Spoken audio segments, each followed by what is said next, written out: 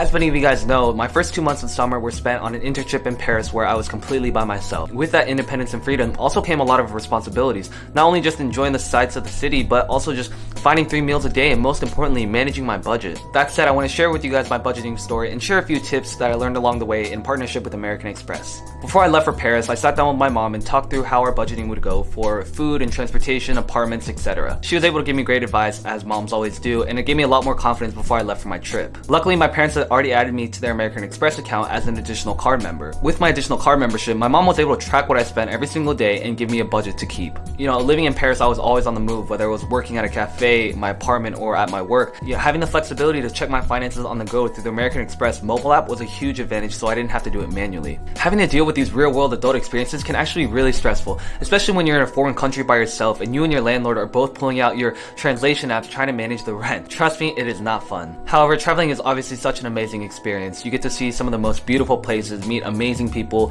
and see things that you never thought were out there. Through those experiences, and as a student myself, I learned a lot about managing my money and traveling on a budget. So today we're going to be talking about my top tips for budgeting while abroad. Alright, tip number 1, keep track of your money. Now, by far, this is probably the most important step of any time you're going to be traveling. If you're not keeping track of just about every expense you've made and not knowing how much you have left, you could be left in some pretty desperate situation. Most importantly, maintain a weekly, if not daily, account of your expenses and your remaining budget. When I first got to Paris, I had about 320 converted euros, and every time I made a purchase, I would put it into my notes app, and then at the end of the week, put it into a spreadsheet. I began to realize this was such a huge hassle that I didn't want to deal with, which is why I downloaded the American Express mobile app. Since my mom was able to add me as an additional card member, I was able to seamlessly track all of my finances through the mobile app. Within the app, I'm able to easily track recent charges and payments in a timeline of spending. That way I know how much I'll be able to afford eating out this week or if I need to cut back a little bit on spending. Having the Amex mobile app is so convenient because every purchase automatically gets logged. That way anywhere I'm traveling to, I can always rely on the app to track my spending. Tip number 2 is plan ahead. When you have the desire to go on any kind of vacation, obviously nothing can be done without some planning prior to.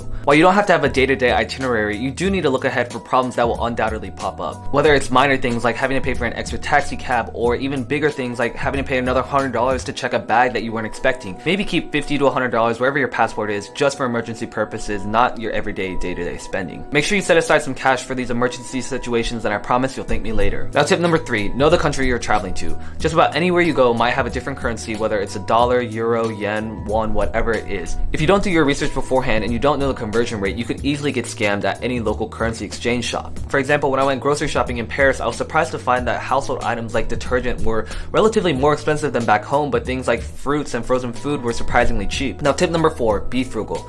Now, for me, frugality was a hard concept to learn until I got to Paris and realized this is the real world and I can't be spending 2 euros a day on coffee and another 5 euro juice for drinks after work. Obviously, at this point in our lives, we don't have the luxury to live lavishly every time we travel and buy all the things that we want to. When we're young, we have to be smart with our budget and our allowance and spend things on experiences like visiting the Louvre or buying escargot for dinner. Those are the expenses that are worth it, and you get actual value out of your money rather than just buying cheap souvenirs or, shopping on the Champs-Élysées. Know when it's the right time to spend and know when it's time to pass on the crates. Now, tip number 5, take advantage and do your research.